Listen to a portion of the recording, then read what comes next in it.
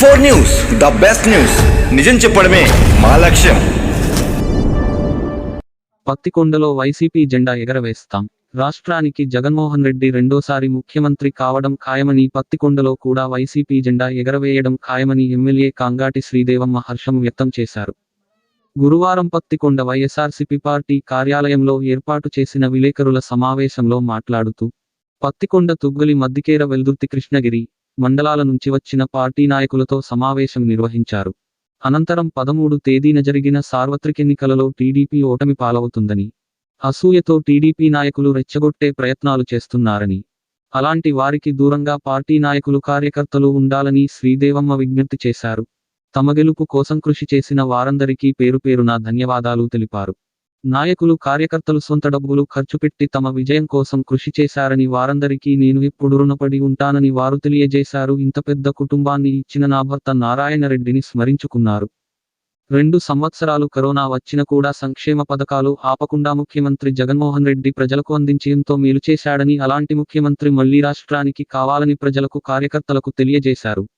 నా గెలుపు కోసం ప్రతి నాయకుడు, ప్రతి కార్యకర్త ఒక సైనికుడిలా పనిచేశారని, వారిని ఎప్పుడూ నేను మర్చిపోనని సభాముఖంగా ఎమ్మెల్యే తెలియజేశారు.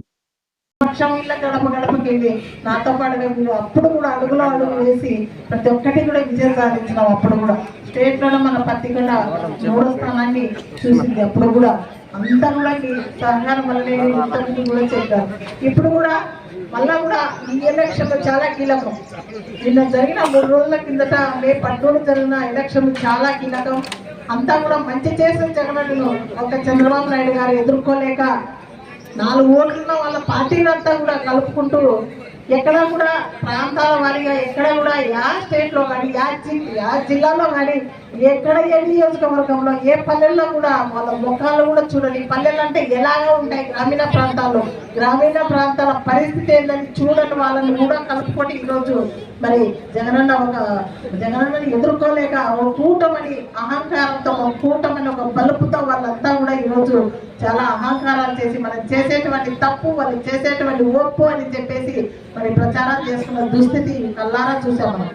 కానీ మన వాళ్ళు ఎక్కడా కూడా ఏ కార్యకర్త కూడా, ఏ నాయకుడు కూడా వాళ్ళ ప్రలోభాలకు లొంగక వాళ్ళు చేసే మరి వాళ్ళు లాక్కోవాలని ఆకర్షణకి ఏం చేయాలో అన్ని పనులు చేశాడు. ఇందాక మన నాయకుడు మన ఈశ్వరపు మాట్లాడే విధంగా నిజంగా ఎక్కడా కూడా మరి మన వాళ్ళు లాక్కోవాలని చూశారు, ఆకర్షణ ఇచ్చారు. కానీ ఆకర్షణకి ఎక్కడ లొంగడు.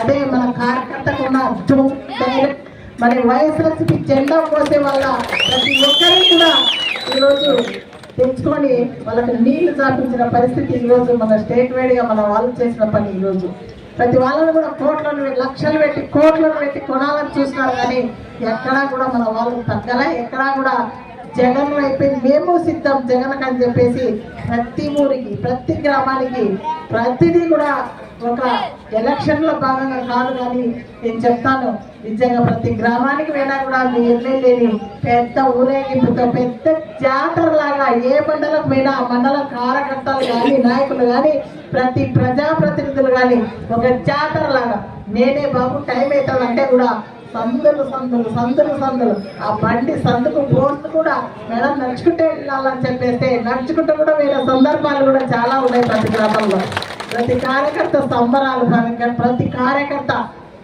చెవుల్లో డబ్బులు లేకుండా కూడా అప్పులు చేసి కూడా ఈరోజు నాకు వాళ్ళ ఎమ్మెల్యేకి వాళ్ళు ఆహ్వానించినారు. వాళ్ళ ఎమ్మెల్యేని ఎంతో సన్మానాలు చేసి ఎంతో వాళ్ళకున్న దాంట్లోనే అప్పులు తెచ్చి కూడా చాలా గ్రామాలు అప్పులు తెచ్చి కూడా నాకు తెలుసు. మీరు అనుకుంటారు మేము ఎంతో కష్టపడి మేము చేసిన మా ఎమ్మెల్యేకి తెలిసిందో లేదో మేము చేసినవి మా ఎమ్మెల్యేకి మేము అప్పుల పాలయ్యి మేము ఈ ఎలక్షన్ నడిపినామని చాలా గ్రామాల్లో నాకు అన్ని తెలుసు. అన్ని ఎక్కడ ఎవరి కెపాసిటీ, ఎవరెంత చేసినారు అనేది కూడా అన్ని పరిశీలించా. ఈ ఎలక్షన్ 2024 ఎలక్షన్ జరిగిన ఎలక్షన్ చాలా ఏ కార్యకర్త గుండెలో పట్టుకొని ఈ ఎలక్షన్ నడిపినారు అనేది పిన్ నా దగ్గర ఉంది. ఎవరు భయపడతారు. అందరికీ కూడా నేను గుండెల్లో పెట్టుకున్నా. మీరు ఎవరెవరు ఏం చేశారు, అందరు బాగా చేస్తున్నారు. కానీ కొంతమంది ఇంకా ఎక్కువ చేసి అప్పుల పాలే. ఇంకా మా ఎమ్మెల్యేకి గజమాలలు, ఆ గజమాల చిన్న దండ ఉంటేనే 100 రూపాయలు. అయ్యా గజమాలను కాదయ్యా, గజమాలను ఇచ్చే రేటు పేదవాళ్ళకి ఇచ్చి 4 ఓట్లు సంపాదించుకున్నాం. పేదవాళ్ళకి తిండి పెట్టి 4 ఓట్లు సంపాదించుకున్నాం అంటే ఎక్కడా కూడా మన వాళ్ళు తగ్గలే, ఎక్కడా కూడా గజమాలలు తగ్గలే, ఎక్కడా కూడా